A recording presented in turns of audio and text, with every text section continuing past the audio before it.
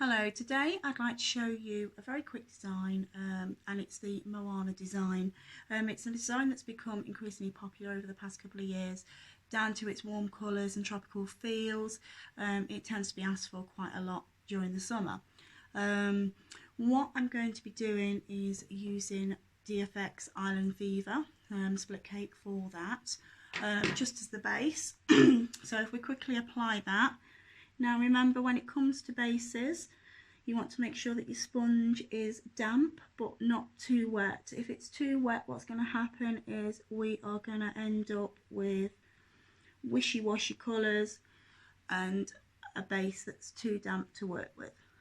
So it's very important that we get that nailed on the first instance. Okay, so I'm just going to work that into my hairline a little bit.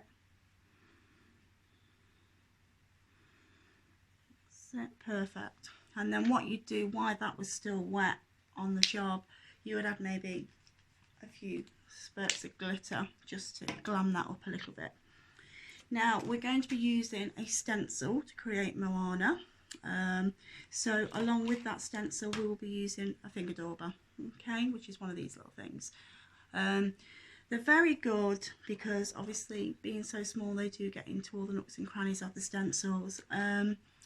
Very easy as well to use. So we're going to just pop that in some water, and then what I like to do is get my thumb to take any excess water out of the dauber. For many years I stayed away from using stencils because they always bled. I'd have a great design, I'd use it and it would ruin it.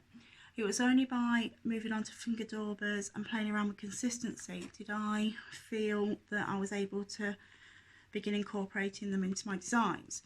So we just take some black paint, and it is so dry. Let me show you what I mean, is that we want that sort of speckly effect, okay, because then we can work that up, okay.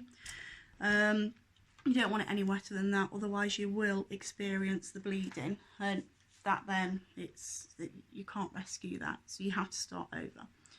So we're going to take Moana, and we're going to keep her on our face. Now you do need to be quite firm with the stencil and press down. If you find on the job that every time you press the child's head's moving, what I tend to do, I find quite successful, is to ask the child to look up, and then what they do is they rest their head on the back of the chair.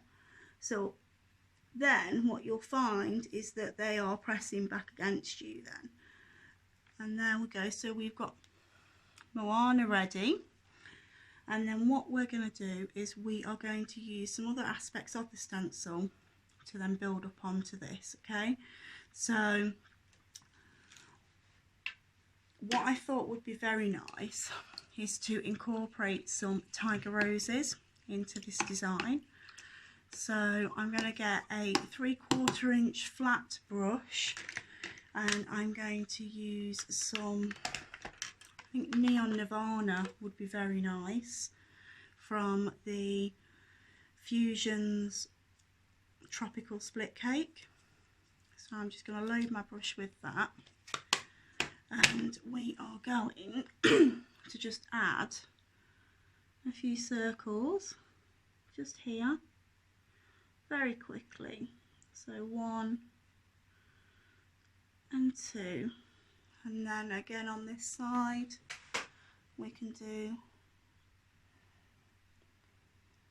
1, and if you wanted to we could flip the colour so you could get some different contrast there, and 2. So we've got 2 very distinct.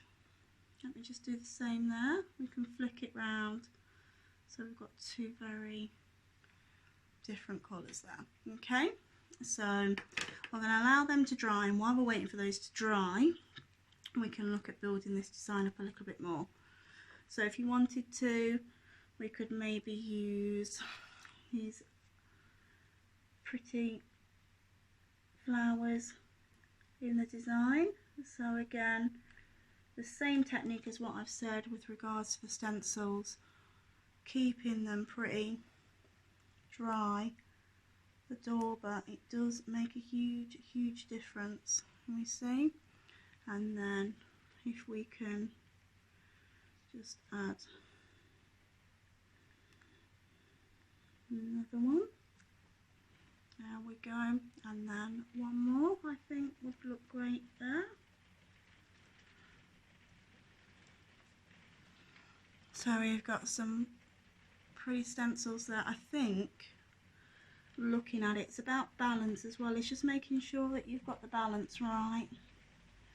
You tend to find in the face painting world that threes tend to work very well. Okay, so that may be dots, the threes, 3 dots, flowers, petals. Petals mostly work well in odd numbers, so 5s and 3s. Okay, but as you can see, we've got quite a nice balance there now. Okay, so as we've been doing that, our side bits have dried, so we're going to create just some tiger roses. So to do that, I'm just going to use a round brush, and we're going to just create a curl in the centre and here as well. Let me just remove my hair. I do apologise. And then what we're going to do, and you'll be able to see a lot better on this side once I begin, is we're going to just create some tiger stripes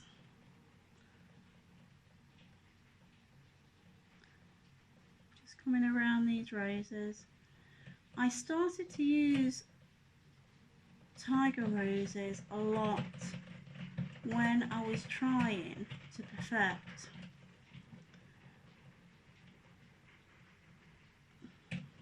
the double. When I was trying to perfect the 3D rose, I just could not do it for the longest of times, and I found I was putting a lot of pressure on myself to do something that wasn't making me happy, and it was making me quite miserable. So I moved away from them for a good couple of weeks, and I perfected the tiger roses, which I then did on the job, which did take a lot of pressure off me.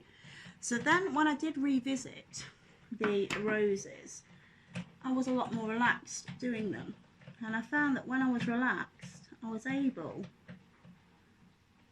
to create them rather easily. So sometimes I think we all tend to put a lot of pressure on ourselves to get things right when we don't need to, and it's only when we come back to them do we realise actually I was too hard on myself. So as you can see, we've got some nice tiger roses going on there. To create these, what you need to do, as I don't think I was quite that's good explaining those, I was too busy concentrating, wasn't I?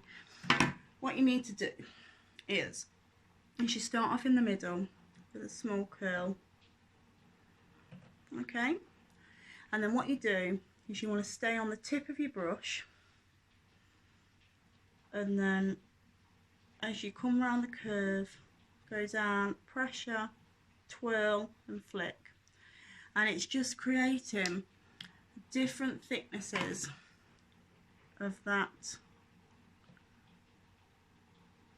curl, and that is what creates your tiger rose. Okay, so I'm going to quickly just do this side, and then it's a case of adding a few finishing touches, and I think this design is good to go. I think any more and we'll risk ruining it. You know, sometimes when you do a design and you just keep adding and adding and adding to it, and unfortunately what happens is it becomes too busy. So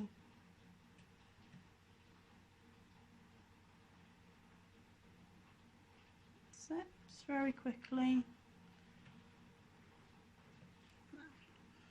And then just one more here, so we start again with the curl. And then stripes.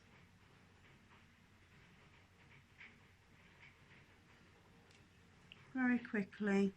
I know it doesn't feel very quickly when you watch someone else do it, and it doesn't feel very quick when you're filming yourself so other people can watch someone else doing it, but on the job it is. So we've got the frame of the tiger, and with the lips painted and just a few spots to break up the spaces, and a little bit of glitter, I think we've got a very well balanced and achievable design. So thank you for watching, and if you haven't already, please subscribe, and thank you for your support. Bye.